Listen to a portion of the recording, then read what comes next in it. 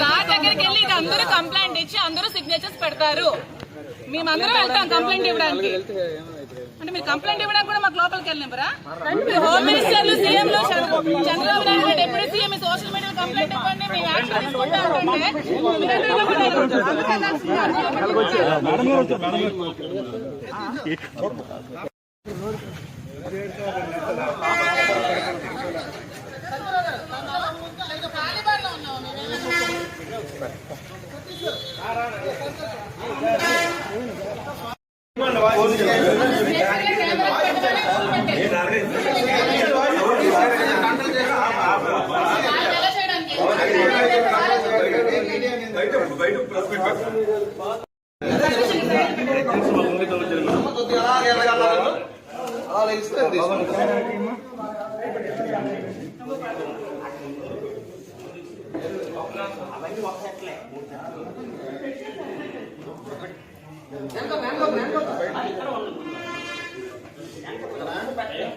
మీద అనుచిత వ్యాఖ్యలు చేసినా చాలా కఠినమైన చర్యలు తీసుకుంటామని చెప్పి వాళ్ళు చెప్పడం జరిగింది. సో అది విని మాకు నమ్మకం కుదిరి మా ఎమ్మెల్సీ దువ్వాడ శ్రీనివాస్ గారి మీద, ఇంకా నేను వైసీపీ కార్యకర్తలు నేను మాధురి అనే నా మీద చాలా అసభ్యకరంగా సోషల్ మీడియాలో పోస్టులు పెట్టారు.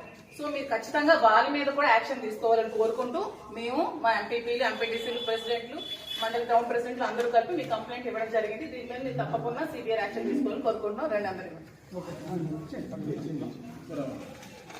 దానికి సంబంధించిన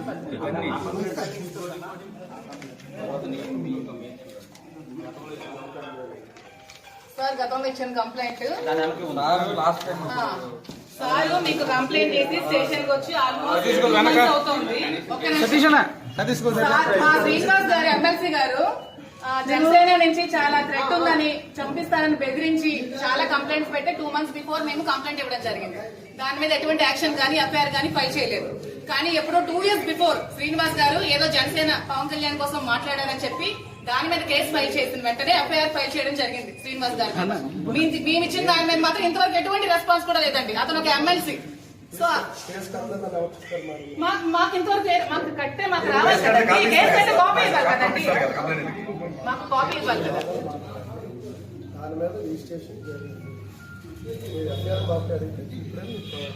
రిజిస్ట్రేషన్ జరిగితే ఎటువంటి యాక్షన్ అయినా తీసుకున్నారా? మీకు ఎవిడెన్స్ ఇచ్చారు కదండి.